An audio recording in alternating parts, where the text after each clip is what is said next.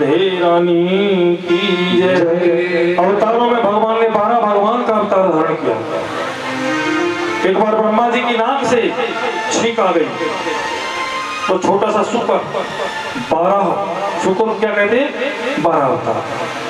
जब पृथ्वी रसातल में चली गई तो ये 12 भगवान उसको अपनी डाल पर रख करके ऊपर की ओर ला रहे थे। 12 भगवान डाल पर रख करके उसको ऊपर की ओर लाए और ला करके पृथ्वी की स्थापना भूमि पर कर दी। श्री गोविंद भगवान की जय। 12 भगवान की जय। एक बार कश्यप जी महाराज की सबसे बड़ी पत्नी 13 पत्नियां हैं और सबसे बड़ी पत्नी है दिति ने कश्यप जी महाराज से कहा कि मुझे एक पुत्र चाहिए, पुत्र की कामना की। संध्या का समय है। दिति कश्यप जी के वस्त्रों को पकड़ करके जिद करने लगी, सहवास की कामना की। लेकिन कश्यप जी महाराज ने कहा कि ये संध्या काल है, इसमें स्त्री संग वर्जित है। इस समय जो गर्भ रह जाता है उससे भूत प्रेतों की उत्पत्ति होती है, दुष्ट संतान पैदा होती है। संध्या काले संप्राप्ते चतुर्कर्माणि वर्जयेत। संध्या के समय 4 काम नहीं करने चाहिए। आहारी, अगर शाम के समय दोनों वक्त मिले कोई भोजन करता है। आज जो शरीरों में रोग व्याप्त हैं ज्यादा, इसकी ओर हमारा ध्यान नहीं है। संध्या काल में 4 काम कौन से नहीं करने चाहिए? आहार नहीं करना चाहिए। आहारे जायते व्याधि। जो लोग दोनों वक्त में भोजन करते हैं तो शरीर में कोई न कोई रोग पैदा हो जाता है। आहारे जायते व्याधि और गर्भ दुष्टस्य मैथुने। अगर मैथुन करता है कोई संध्या काल में और उससे संतान उत्पत्ति होती है तो दुष्ट प्राणी पैदा होता है। निद्रायाम हरते लक्ष्मी। अगर कोई संध्या काल के समय सो जाता है, शयन करता है, निद्रायाम हरते लक्ष्मी, तो धीरे धीरे उसके यहाँ से पैसा चला लग जाता है, लक्ष्मी का हरण हो जाता है। और स्वाध्याय मरणम द्रवम। जो स्टूडेंट विद्यार्थी बैठे हो यहाँ पर वो ध्यान रखें कि संध्या काल में कोई भी पढ़ाई न करें।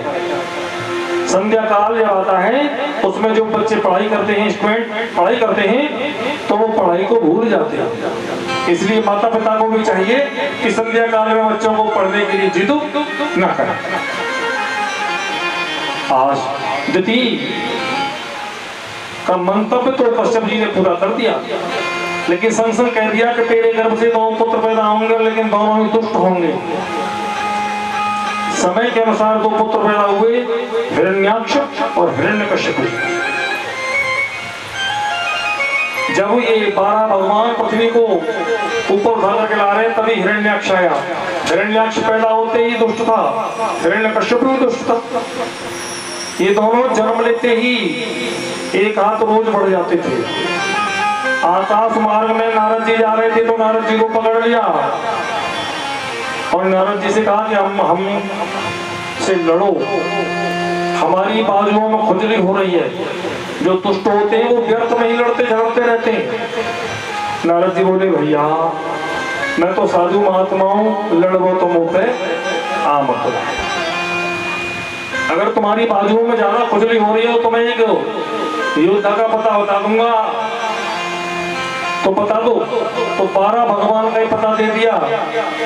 तो 12 भगवान से लड़ करके और हिरण्याक्ष का तो गोविंदाय नमो नमः, हिरण्याक्ष तो खत्म हो गया। बोले बाकी हरिलाल की जय। और पृथ्वी की स्थापना कर दी। संत तीर्थ को पावन करते हैं। भरद्वाज मुनि जब गंगा स्नान करने जाते हैं, देखो हम भक्तों को कौन पावन करता है?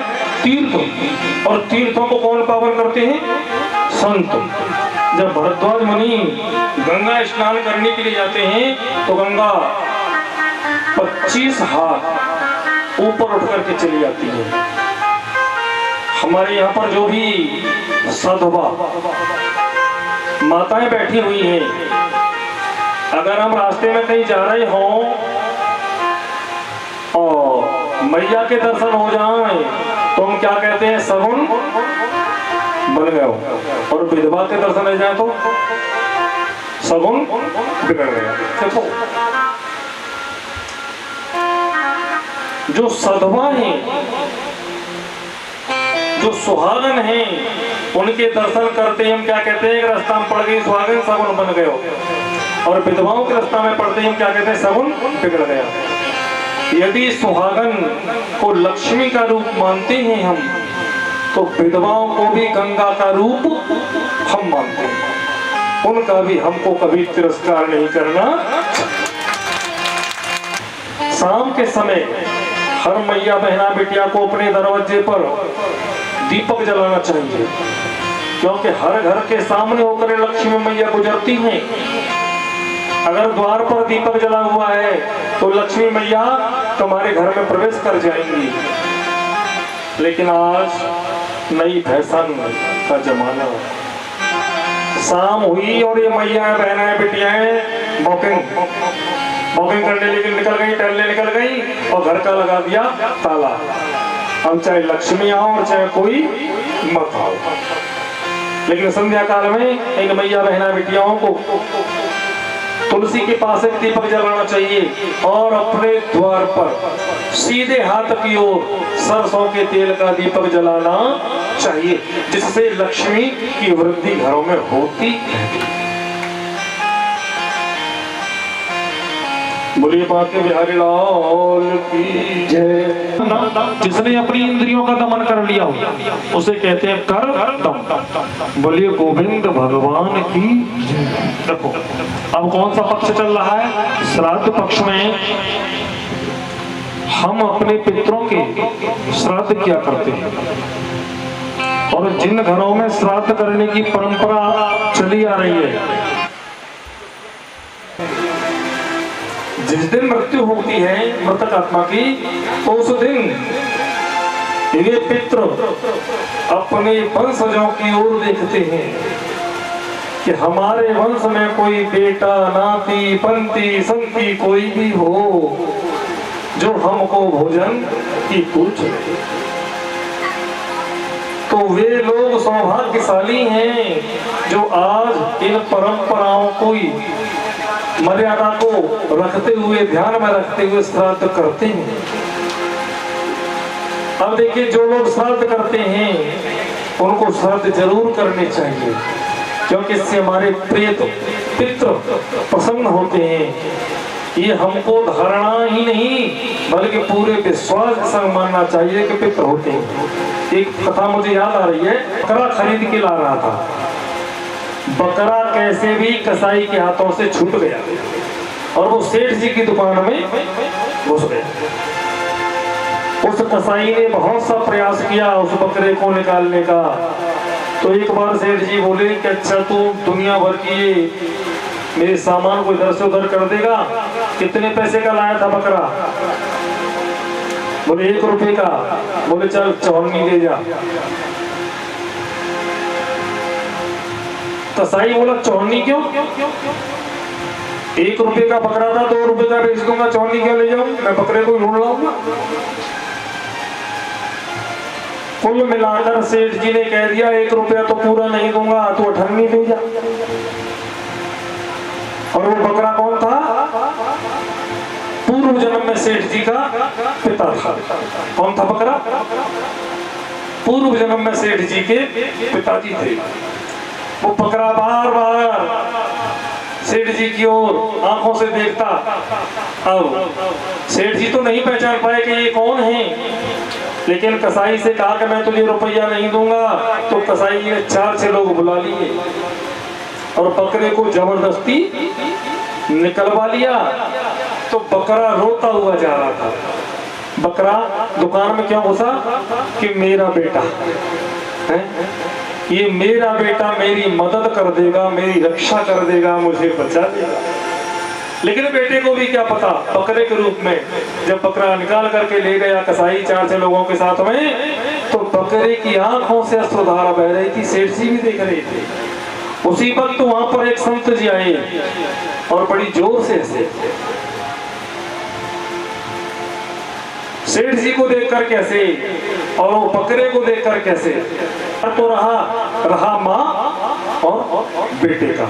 इसलिए तूने खाना खाया और तेरी पत्नी ने कहा पूत का मूत और गंगा जल का पानी। ये दोनों आपस में आज भी प्रेमी हैं, चाहे मैया बेटा बन के। बोले ठीक है, ये भी बात तुम्हारी मान लूंगा। पुत्र बन के आया प्रेमी कि जब मैं नींव जमा रहे हो तो मैं कह रहे हो कि 1000 साल की नींव। बोले तेरे मरने में सिर्फ 6 महीने बाकी हैं सेठ। तेरे मरने में कितने दिन बाकी हैं? 6 महीने। मैं इसलिए हंस गया कि तू 1000 साल की नींव जमा रहा है और तुझे अपना भविष्य पता नहीं है। किसी की मानता नहीं, केवल पैसे में चूर है। तुझे क्या चाहिए? धन। बनिए, बिगड़िए मत, बनिए, केवल बनिए। अब तो सेठ जी कह रहे हैं तुम्हारी बात में कैसे मानूं? तो महात्मा जी जो कह रहे हैं कि मैं तो थोड़ी कह रहा हूं, तू मेरी बात माने। तू मेरी बात मान या मत मान, लेकिन याद रखना जब तेरी मृत्यु होगी, आज से दिन गिन लेना, 3 दिन पहले तेरी तबीयत खराब होगी। न तू कुछ बोल पाएगा, न कुछ हाथ हिला पाएगा, न पैर हिला पाएगा। समझ लेना तेरी मौत आ रही है और न कुछ बोल पाएगा। 3 दिन पहले ऐसा ही हुआ। महात्मा जी आए, फिर हंसे। अब केवल सेठ जी रो रहे, केवल रोना रह गया, न हाथ हिलना रह गया, न पैर हिलना रह गया, केवल रोना रह गया। बोली बाके बिहारी लाल की और भगवान के भजन करने की ठान ली। 10,000 वर्ष तक तप करते रहे और 10,000 वर्ष तप करने के बाद में एक मन में भाव आया। क्या भाव आया? कि काश हम भी विवाह कर लेते, हमारा भी विवाह हो जाता। देखो हम कौन से क्षेत्र में चले गए? संत के में। संत तभी बनना चाहिए जब पहले प्राणी गृहस्थ जीवन भोग ले। गृहस्थ जीवन बिना भोगे संत कर्दम जी बन गए। और 10,000 साल बाद मन में भाव आया कि दुनिया के लोग विवाह करते हैं, पत्नी सुख भोगते हैं, हमें तो जीना पतो पत्नी होता है। इधर में तो तपस्या पूरी होने वाली, उधर में मन के भाव बदल गए और भगवान मन की भावना को देखते हैं। भगवान करदम जी महाराज के पास आए। बोले करदम जी महाराज, हम तुम्हारे मन की भावना को पूर्ण करने के लिए आए हैं, बोलो मन में क्या है? तो भगवान के सामने कैसे कहते हैं कि ब्याह करेंगे? भगवान से कह रहे हैं कि चरणों का दास बना ले और काली कमली के ओढ़न पाले।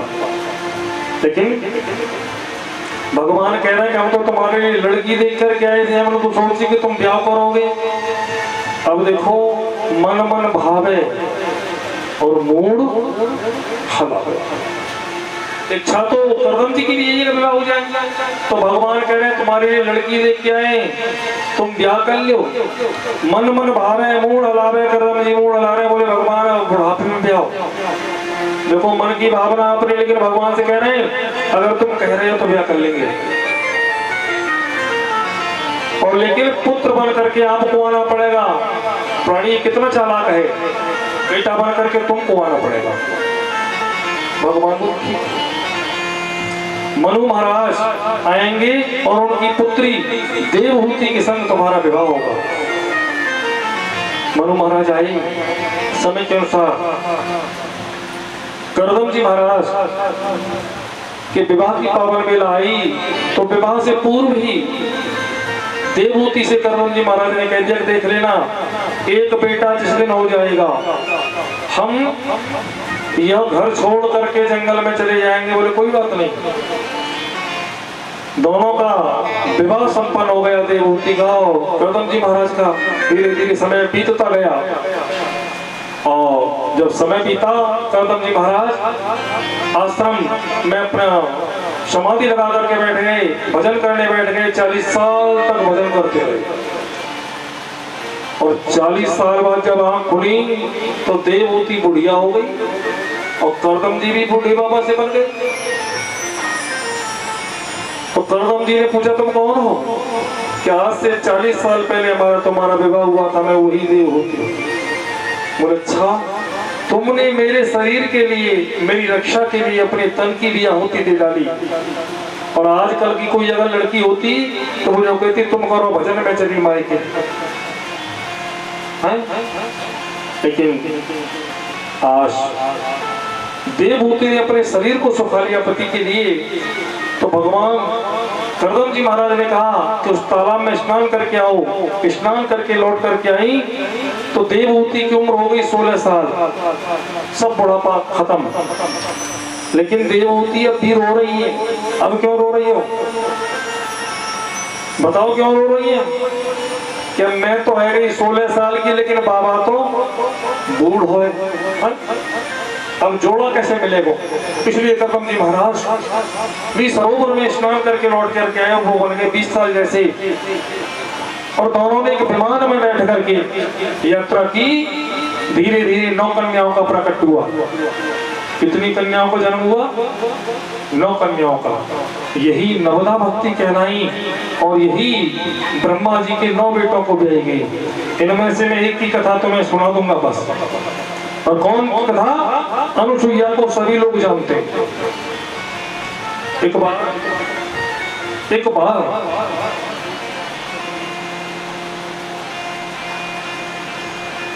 नारद जी लोक में पहुंच गए अनुसुईया के में। अनुसुईया के यहाँ पर गए, अनुसुईया के हाथ का लड्डू खाया और फिर ब्रह्मलोक में गए। ब्रह्माणी के हाथ का लड्डू तो खाया, लेकिन ब्रह्माणी जी और तीनों देवियों से कहने लगे कि वो सुंदर स्वाद नहीं है तुम्हारे लड्डुओं में जो अनुसुईया के लड्डुओं में था। अब तो देखो देवी, ये मैयाएं यहाँ पर भी जो बैठी हैं और दुनिया में भी जो बैठी हैं, अगर इनके खिलाफ तुमने जरा भी बोल दिया तो ये उठ करके चली जाएंगी, ये नहीं मानेंगी। क्योंकि देखो ये मैयाएं अपने सामने चलने तो किसी की देती नहीं, जैसे सीता जी ने भी नहीं चलने दी थी। सूल बीच 10 कंदर देखा और जय जय सीताराम आवानी कटो जति के देसा जय जय मंगल भगवान मंगल हरि सिया राम प्रभु सदा सदा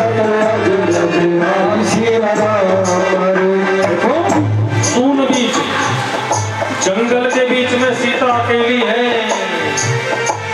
राम जी हिरण को मारने गए हैं और हिरण काय का मारने गए राम जी? सोने का। राम जी ने सीता जी को समझाया कि भला कहीं संसार में जो सोने का मृग हो, लेकिन सीता मानी हो रही। बोले नहीं होता है तो कहां से आ गया, चले जाओ। चले गए राम जी मृग को मारने और मारीच ने वहां पर जाकर के हाँ लक्ष्मण मेरी सुधरे आवाज लगा दी। तो लक्ष्मण से कह दिया कि तुम्हारे भैया पे विपत्ति पड़ी है। और जब सीता अकेली नहीं होती तो सून बीच 10 कंदर देखा। सून माने जंगल, और जंगल में सीता अगर अकेली ना होती, लक्ष्मण होते तो क्या सीता हरण होता? लेकिन मानी नहीं। जब मानी नहीं तो रावण आ गया, और जब रावण आ गया तो बोली जति का वेश धर के आया। इसलिए ये मैया न शास्त्रों की मानती न पुराणों की मानती। 18 पुराण तो हमने पढ़े देख, लेकिन 19वां पुराण इन मैयाओं का पुराण होता है। उस पुराण को क्या कहते हो? उस पुराण को कहते हैं बुढ़िया पुराण। ये अपनी ही बात मानती हैं और बाद में पछताना पड़ता है। इसलिए शास्त्रों की, वेद की, प्रमाण की, पतियों की, नारी को कभी अकेले क्यों नहीं छोड़ना चाहिए। नारी जब तक बेटी रहती है कुंवारी, तब तक किसका संरक्षण रहता है? पिता का।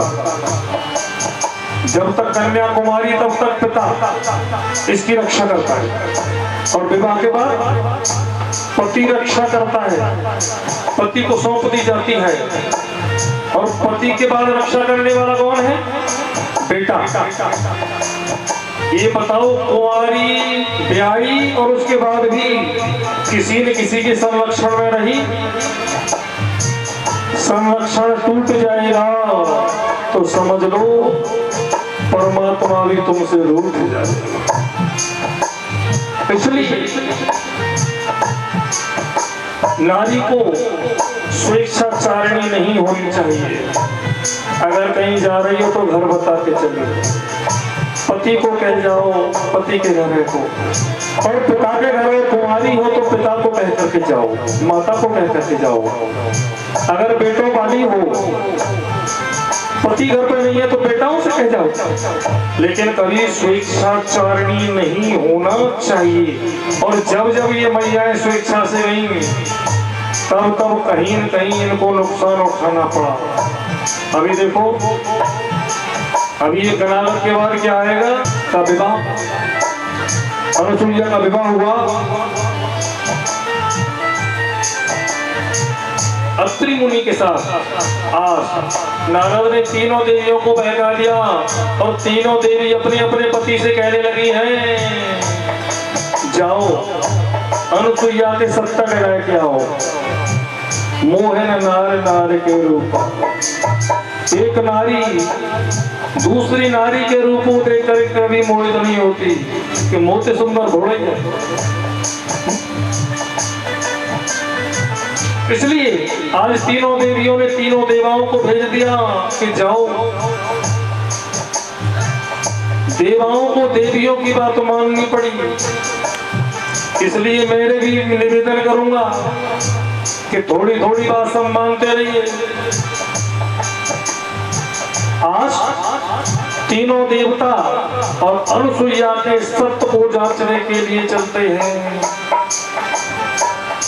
धीरे धीरे देवता लोग चल रहे हैं। कितना सुंदर मीठो जल जा,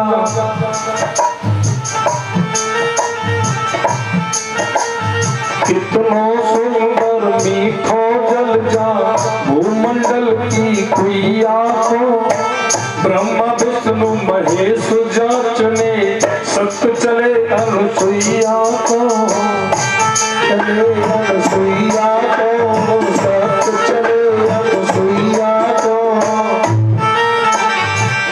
और जब ये तीनों देव अनुसुईया के सत्य को जांचने के लिए चले हैं, तो तीनों देवा अपने रूप को बदल लिया। तीनों देवों ने संत का वेश बना लिया।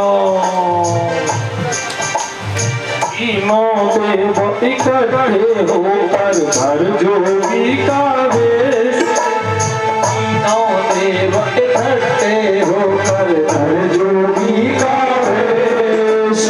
अनुसुईया के द्वारे पहुंचे ब्रह्मा विष्णु महेश, लेल को परीक्षा परीक्षा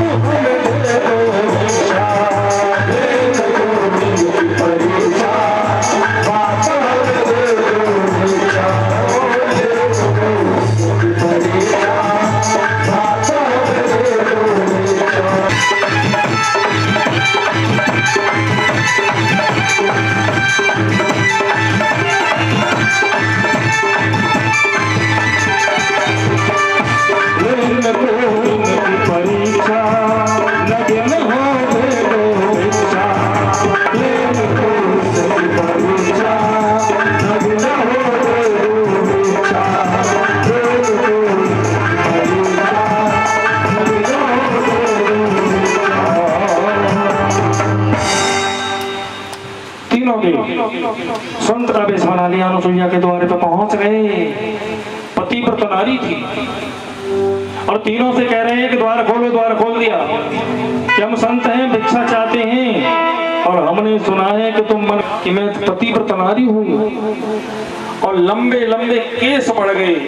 ध्यान दें, जिन मैयाओं के केस ज्यादा लंबे होते, आज तो फैशन ऐसी चल रही है कि जो बड़े हैं उनको भी कटवा लेती हैं, लेकिन जी और आज पति के कमंडल के जल को लेकर के और तीनों के ऊपर पहले छींटे, तीनों बना ले 6-6 महीना के बच्चा। और हे देवी अनुसुईया तन की काम कठोर और 3 लोक में तेरो मच रहो है भारी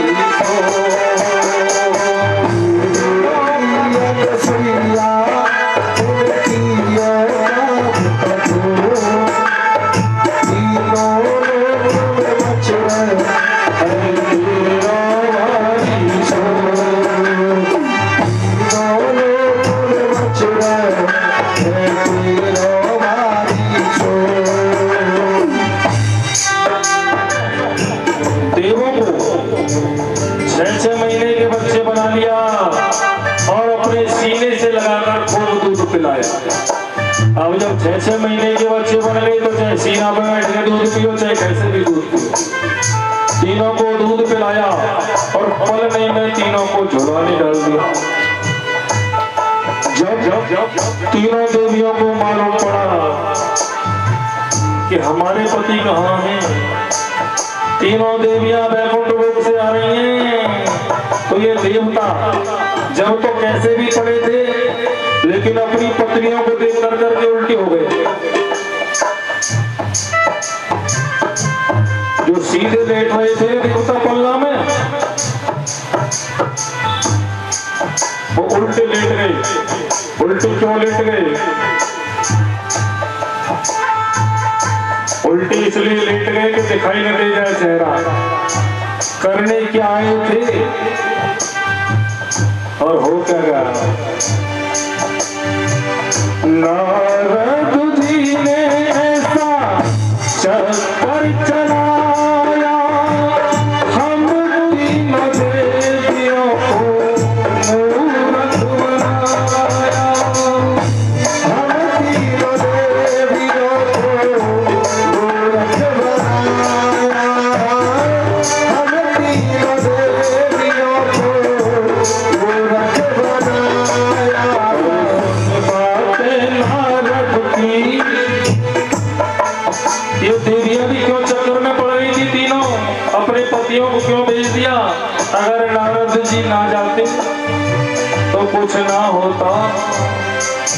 और सुन बातें नारद की, हम है गई भावुक हो और 3 लोक में तेरो भारी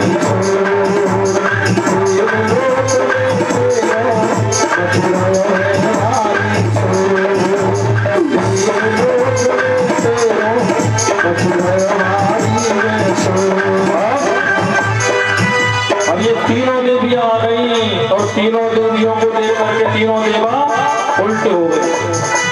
पहचान न ले, तीनों देवियां आई और तीनों देवियों ने जो अनुसुईया मैया को बुरा भला कहा था, उन तीनों की चरण वंदना करनी पड़ी, पैर छूने पड़े। इसलिए ध्यान दें, कभी किसी की बेइज्जती नहीं करनी चाहिए, कभी किसी का तिरस्कार हमें नहीं करना। क्यों? अब अनुसुईया से कह रही है कि ये तीनों हमारे पति हैं। अनुसुईया कह रही है ये तीनों मेरे बेटा हैं। अब जब ये तीनों मेरे बेटा तो तुम बेटन की बहू, तुम मेरी कौन है? नहीं, पुत्र वधू। यही रहो, चिंता मत करो, झाड़ू पोंछा करो, रोटी पानी बनाओ, मस्ती में रहो। अब तीनों देवा नीचे को ऊपर को पीट करके पड़े हैं एक ही अकल के एक ही सकल के। छोटे बच्चों को कभी देखना, एक ही सकल के एक ही नकल के एक ही अकल के, परिणाम तीनों के अलग अलग है। परिणाम तीनों के अलग अलग है। परिणाम तीनों के अलग अलग है। ये तीनों ब्रह्मा विष्णु और महेश। क्योंकि बच्चों को तुम ज्यादातर देखना, एक ही शकल के। बच्चे कैसे होते हैं? एक जैसी ज्यादातर की शकल होती है, एक ही शकल और एक जैसी होते बच्चों में अकल है, लेकिन नाम सबके होते हैं अलग अलग। आज तीनों देवा नीचे को मुंह करके पड़े हैं, पहचाना नहीं। तो अनुसुईया ने कहा कि जाओ, अगर तुम्हारे पति हैं तो अपने अपने पति पहचान लो और ले जाओ। तीनों देवियां दौड़ी, लेकिन देवताओं ने मुखारबिंद को और परिणाम में घूम लिया और छिपा लिया। जो मंत्र पड़े थे उन्होंने मुंह ढक लिया देवताओं ने। जब ये हमारी धर्म पत्नी हमको नंगा देखेंगी। अनुसुईया कह रही है ले जाओ ना अपने अपने पतियों को। अब तीनों रुक गई। क्यों रुक गई? एक ही शकल के तीनों देवाओं की शकल कैसी है, इसलिए रुक गई। ऐसा न हो कि कहीं किसी के पति से किसी का हाथ न लग जाए और हमारा ही पति धर्म कहीं भंग न हो जाए। इसलिए फिर हाथ जोड़ करके अनुसुईया से देवियों ने प्रार्थना की कि माँ जैसे आए थे वैसे ही बना दो। आज मैया ने पुनः गंगा जल लिया और पति का नाम लिया और तीनों को छींटा लगाए और तीनों जैसे के तैसे हो गए। बोले गोविंद भगवान की। अंश से चंद्रमा, इन तीनों को गर्भ से भी जन्म लेना पड़ा। ब्रह्मा के अंश से चंद्रमा, विष्णु के अंश से दत्तात्रेय और शिव के अंश से दुर्वासा के रूप में इनका प्राकट्य हुआ। बोलिए बांके बिहारी लाल की जय हो। और 10वीं संतान के रूप में पैदा हुए कपिल देव। कपिल देव भगवान, बोलिए कपिल देव भगवान की जय। अब जैसे ही कपिल जी का प्रकट हुआ तुरंत मुनि कह रहा है, त्रिमुनि कह रहा है कि देखो हमने अपना वायदा पूरा निभा दिया। 9 बेटी पैदा की, 9 का विवाह कर दिया और तुमसे एक शर्त थी, विवाह शर्त पर हुआ था। विवाह शर्तों पर नहीं होते, लेकिन विवाह शर्त पर हुआ था कि जब एक बेटा हो जाएगा तो हम घर छोड़। अब ये कपिल देव पैदा हो गए, हम जा रहे हैं, हम जा रहे हैं। लेकिन देवहूति कह रही है महाराज स्वामी तुम कहाँ जा रहे हो? ये बेटा हो गया है ठीक है, लेकिन स्वामी पति के पत्नी के लिए तो सर्वस्व उसका पति होता है। नक्षत्र आभूषणम चंद्र, नक्षत्रों का आभूषण क्या होता है? चंद्रमा। और नारीणाम आभूषणम पति, पत्नी का नारी का आभूषण क्या होता है? उसका पति। लेकिन सर्वस्व आभूषणम जगतपति, सभी का आभूषण क्या होता है फिर? जगतपति। आज ये कपिल की पूजा करो, कपिल भगवान है। लेकिन रुदन करने लगी है देवहूति और कहने लगी है प्राण नाथ तुम बिनो जाग माही।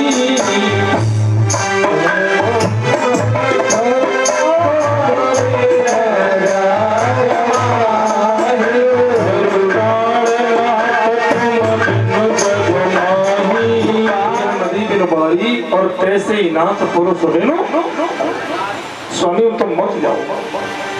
लेकिन करदम जी महाराज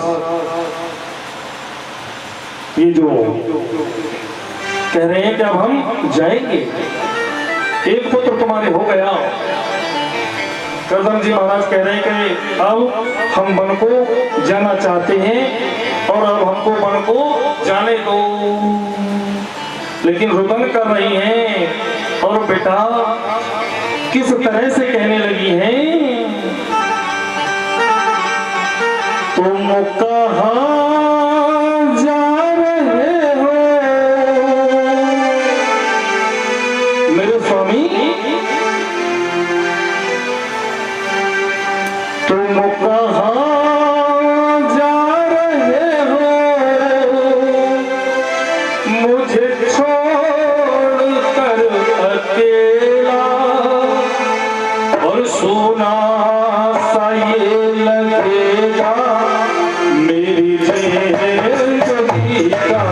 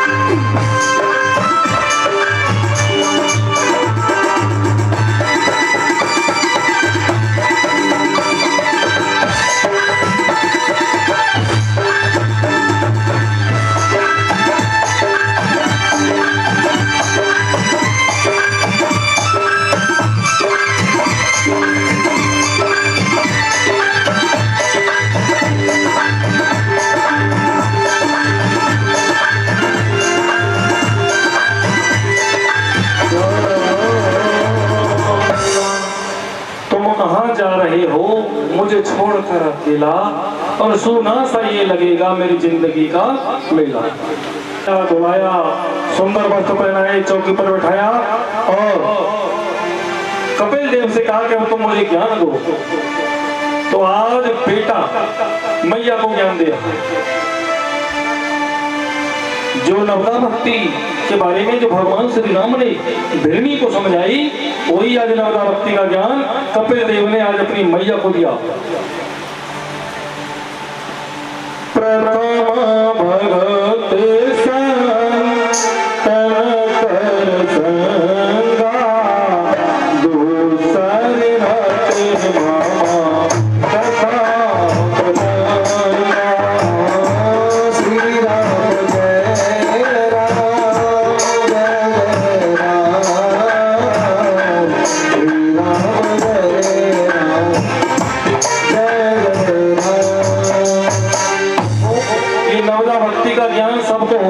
प्रथम भगत संतन कर संगा और दूसरी रति मम कथा प्रसंगा।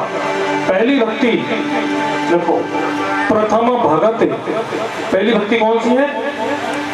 संतन कर संगा, और दूसरी रति। अब यहाँ पर रति, रति का अर्थ वैसे तो सब लोग जानते ही होंगे, लेकिन मैं आपको अपने शब्दों में अर्थ बताता हूँ। रति का अर्थ क्या है? रति जैसे कोई व्यक्ति अपनी प्रिया से मिलकर, जैसे कोई व्यक्ति अपनी पत्नी से मिलकर, प्रिया से मिलकर तन की सुध बुध भूल जाता है, इसी प्रकार व्यक्ति को चाहिए कि भगवान की कथाओं में आकर, भगवान की कथाओं में आकर यह भूल कर भी चिंतन नहीं करना चाहिए कि हम कौन हैं और कहां से आए। जब तक भगवान की कथा चल रही है तब तक अपने घर बार को भूल जाना चाहिए। रति माने प्रेम। दूसरी रति मम कथा प्रसंगा, मेरी कथा और प्रसंगों में इतना प्रेम से रमण जाना चाहिए कि न घड़ी दिखे, न कुछ और दिखे, न घर दिखे, न कुछ द्वार दिखे, ऐसा हमको रम जाना चाहिए। दूसरे रति मम कथा प्रसंगा, गुरु पद पंकज सेवा, तीसरी भगत अमान, और चौथी भगत मम गुण गण कराए कपट तज गान। भगवान के भजन में अपना मन और तन दोनों लगा लेना चाहिए। बोले गोविंद भगवान की जय। और नवदा भक्ति में से एक भी भक्ति अगर प्राणी के अंदर आ जाती है तो उसका कल्याण हो जाता है। इनमें से भक्ति है किसी से द्वेष नहीं करना चाहिए और जो मिल जाए उसी में प्रसन्न रहना चाहिए। एक भी नवदा भक्ति में से कोई भी भक्ति अगर प्राणी के अंदर आ जाए साक्षात तो प्राणी का जीवन कभी नहीं बिगड़ सकता। बोलिए बाके बिहारी लाल की जय। माता देवहूति का वंश आगे नहीं चला और देवहूति के 2 बहनें और थी, आकुति और प्रसूति। आकुति का विवाह रुचि प्रजापति के साथ हुआ और प्रसूति का विवाह दक्ष प्रजापति के साथ हुआ। और ये भगवान शिव के लिए दक्ष प्रजापति की बेटी सती का विवाह। बोलिए गोविंद भगवान की जय, शंकर भगवान की जय। एक बार ब्रह्म सभा में और ब्रह्मा विष्णु महेश तीनों बैठे हुए हैं। राजा दक्ष, क्योंकि ब्रह्मा जी ने राजा को ये दक्ष को राजा का पद दे दिया और राजा दक्ष ब्रह्म सभा में जब आए तो सब देवों ने उठ करके, सब लोगों ने उठ करके सम्मान किया। देखो दुष्ट क्या देखता है, जितने लोग प्रणाम कर रहे हैं उनको नहीं देखता, प्रणाम किसने नहीं किया है उसकी नजर किस पे कि प्रणाम किया किसने नहीं है। बहुत लोग कर रहे हैं कोई चिंता नहीं है, लेकिन इसने क्यों नहीं किया। राजा दक्ष ने मन में विचार किया कि पूरी सभा खड़ी हुई, चलो ब्रह्मा जी कोई बात नहीं, विष्णु जी कोई बात नहीं, लेकिन ये शंकर ये तो मेरा दामाद है ना, तो मेरा कौन हो गया दामाद, बेटे जैसा। इसलिए राजा दक्ष ने और भगवान शिव पर क्रोध किया और भला बुरा भी कह दिया और विचार कर लिया कि मैं इनका तिरस्कार करूंगा। तो जब समय बीतता गया करगल क्षेत्र में राजा ने एक यज्ञ रचाया, सबको न्योता दिया, लेकिन निमंत्रण कार्ड पर आजकल भी लिखवाते हैं लोग नोट, बारात बस द्वारा वहां से वहां जाएगी, लिखवाते हैं ना। लेकिन उस निमंत्रण कार्ड में क्या था, नोट। सभी अपने अपने वाहनों के द्वारा आए, लेकिन कैलाश पर्वत के ऊपर होके आए। अपने वाहनों द्वारा तो आए, लेकिन कहां पर होके आए, कैलाश पर्वत के ऊपर होकर के, ताकि सती को और भोलेनाथ को ये मालूम पड़ जाएगा तिरस्कार किसे कहते हैं। तो भोले बाबा ने बता दिया कि तुम्हारे पिता ने यज्ञ रचाया है, लेकिन सती हमारे बैर तुम ही बिसराई है, उनका बैर हमसे था, हमारे बैर तुम ही बिसराई, तुम्हें तो बुला लेते। क्योंकि पिता के और पुत्री में बड़ा अटूट संबंध होता है, हमसे बैर निभाना था, निभाते रहते, लेकिन तुमको तो बुला लेते। सती कह रही है महाराज मेरे पिता ने निमंत्रण जरूर भेजा होगा। बेटा का और मैया का प्रेम और पिता का और पुत्री का प्रेम है। सती मानने को तैयार नहीं है कि निमंत्रण नहीं आया होगा, लेकिन भगवान ने कहा कि निमंत्रण नहीं आया। सती को भगवान ने बार बार समझा रहे हैं, लेकिन ये मैयाओं की बड़ी हट विचित्र हट, और सती को बार बार समझाया, लेकिन सती ने एक बात नहीं मानी, बार बार वही ठान। कौन सी ठान, कि मुझे भेज दो, मेरे पिता भूल गए होंगे, ऐसा नहीं हो सकता कि मेरे पिता मुझे निमंत्रण ना भेजे। सती का मन दुखी हो रहा है, मन लालायित हो रहा है जाने के लिए, है?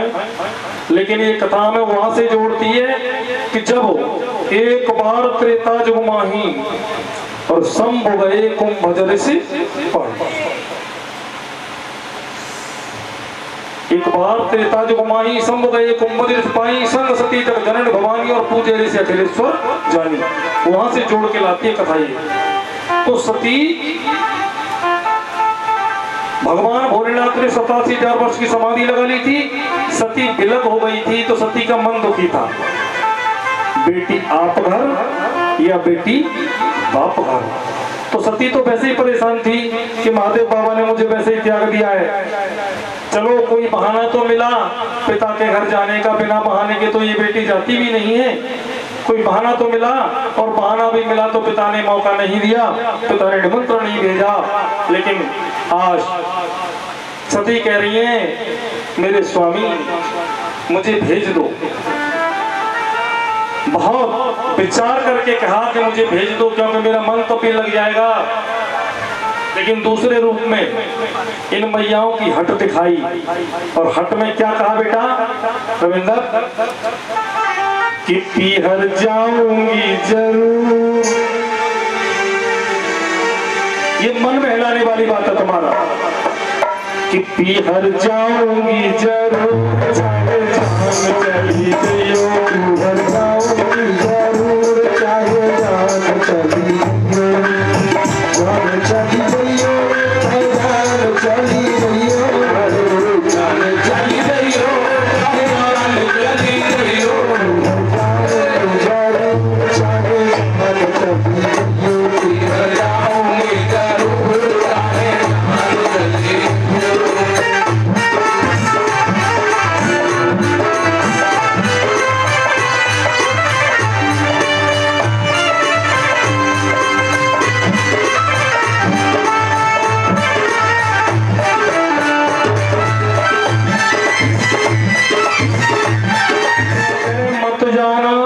बिना बुलाए जाओगे तो वहां तुम्हारा आदर नहीं होगा। तब सती कह रही है गुरु के यहाँ, पिता के यहाँ, मित्र के यहाँ है, पिता के यहाँ जदपि मित्र गुरु पितु ग्रह गेहा, जदपि मित्र गुरु पितु ग्रह गेहा और जायो बिन बोले हो न संदेह। इनके घर बिना बुलाए चले जाओ। लेकिन भगवान ने कहा कि इनमें से भी अगर कोई विरोध मान रहा हो तो वहां बिना बुलाए नहीं जाना चाहिए। तुम्हारे पिता विरोध मान रहे हैं, तुम्हें नहीं जानी चाहिए। वहां पर तुम्हारा अपमान होगा, सम्मान नहीं होगा। और भोले बाबा ने समझाने का प्रयास किया। और जिस भजन में राम का नाम नहीं उस भजन को गाना ना चाहिए। जिस भजन में राम का नाम नहीं उस भजन को गाना ना चाहिए। जिस भजन में राम का नाम नहीं उस भजन को गाना ना चाहिए।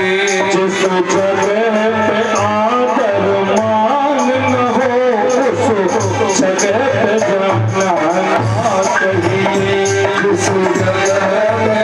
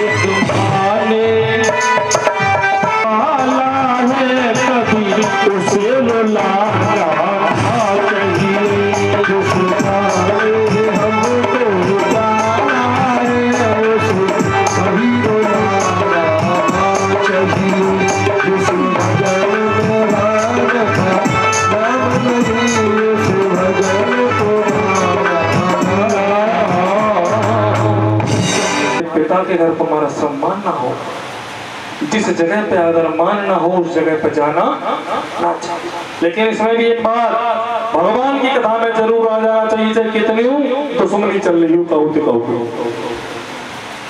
क्योंकि ये भगवत कथा कीर्तन है, सत्संग, इनमें बिना बुलाए जाओ। अगर बुलाए पे जाओगे तो 50% फायदा मिलेगा, और बिना बुलाए जाओगे तो 75%। और 4-6 लोगों ने संग और बुलाए लाओगे ना कि वहां कथा चल रही है धर्मशाला पे, तो समझो 100 में 100% फायदा मिलेगा। आज सती जाने की जिद कर रही है, भोले बाबा ने मना ही की, लेकिन सती ने जिद की तो दिए मुख्य गण 3, दिए मुख्य गण संग, तब मुख्य गणों को भेज दिया कि जाओ, जब ये सती नहीं मानी तो फिर जाने दो। कभी भी परीक्षित जी एक बात याद रखें, मुझे तो तुमसे ही कहना है, लेकिन मेरा कहना तुमसे सारा सभी के लिए है। कभी किसी को बार बार किसी काम के लिए नहीं कहना चाहिए। एक बार कह दो, 2 बार कह दो, लेकिन 4 बार अगर तुम बात को दोहराओगे तो समझो तुम्हारी बात कोई नहीं मानना। इसलिए एक बार कह के छोड़ दो। अगर असर पड़ेगा तो एक ही बात का पड़ जाएगा, एक ही बार का पड़ जाएगा, और नहीं पड़ेगा तो तुम कितनी भी आज्ञा दो फिर असर। सती के संग नंदीश्वर गए, दिए मुख्य गण, और नंदी को भेजा ताम सारे काम। जो सती थी ना, इनके पास एक मैना पालतू थी।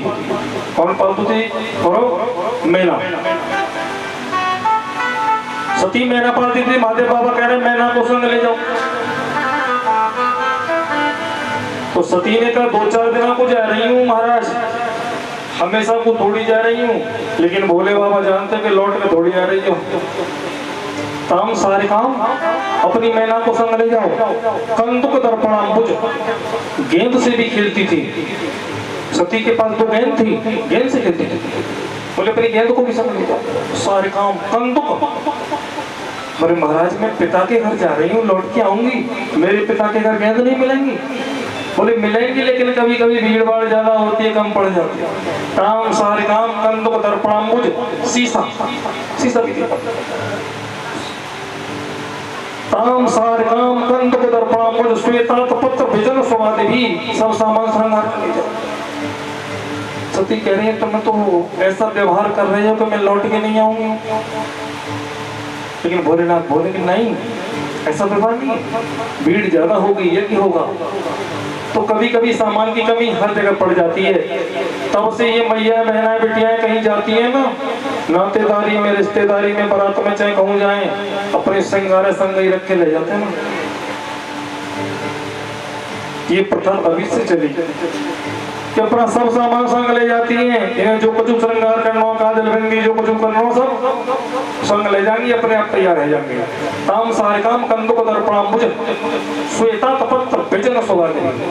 बोले बाबा क्यों रख रहे सब सामान को? जानते हैं अगर सती का कोई भी सामान यहाँ रह गया, सती तो अपने प्राण त्याग देगी, लेकिन मुझे देख देख कर सामान को रोना आएगा। मैं सामान को देखा करूंगा तो मेरी आंखों से सुंदर बहेगी। इसलिए सब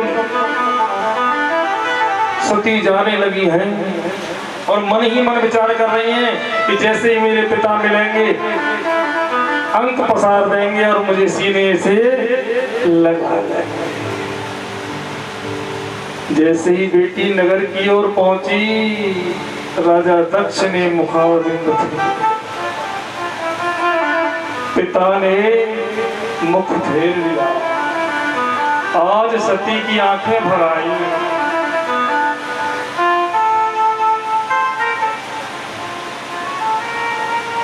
सती की आंखों में आंसू आ गए। बोले मुझे तो ये उम्मीद थी कि मेरे पिता मुझे अंक में भर लेंगे, मुझे लगता है दाल में कुछ काला है। पिता ने मुखड़ा फेर लिया।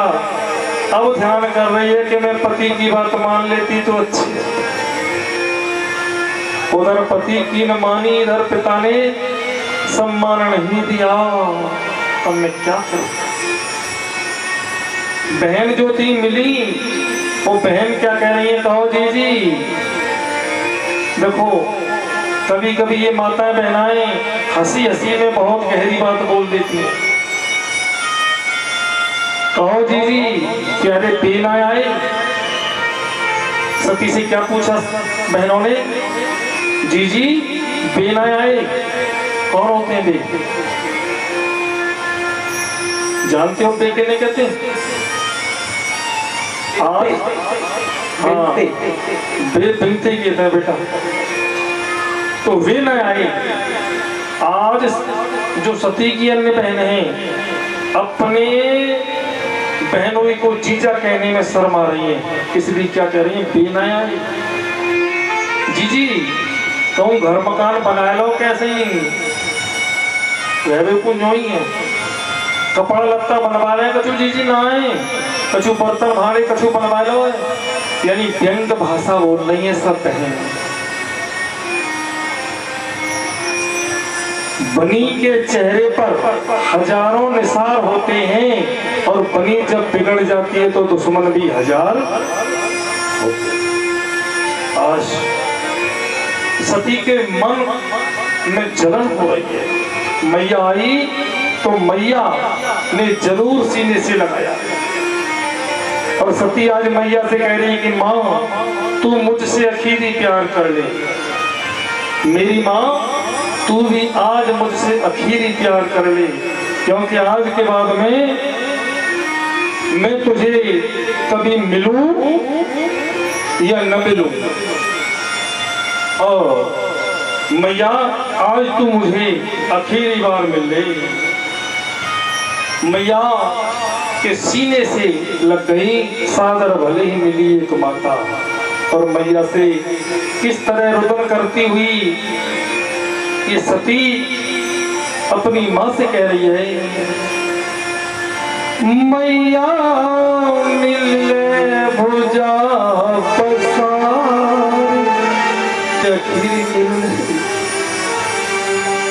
अरे मैया मिले भुजा पसार, बिटिया फेरे नानी आने की। मैया मिले भुजा पसार, बिटिया फेरे नानी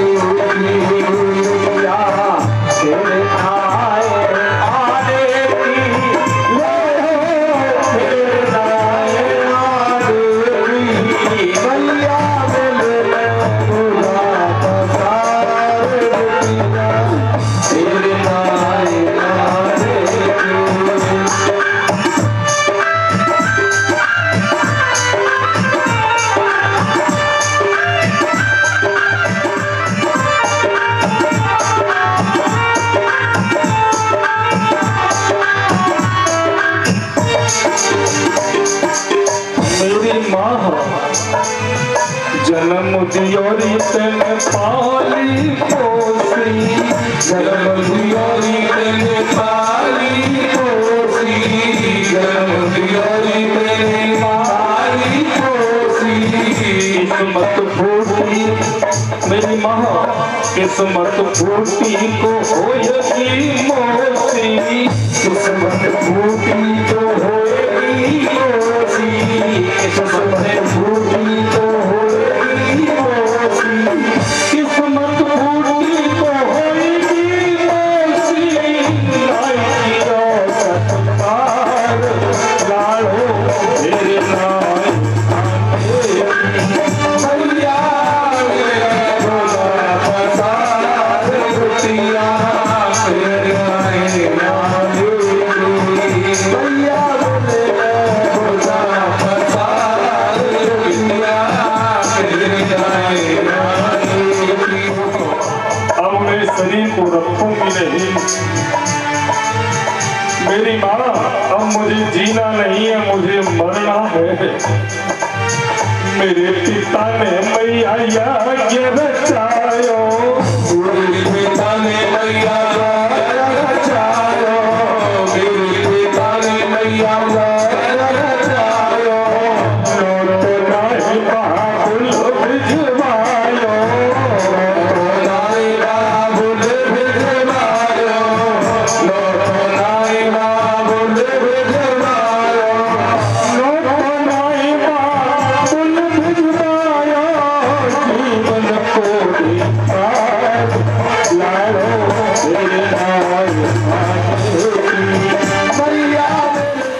अब मैं जीऊंगी नहीं, आशा का ही जोगा अगिन तान जारा।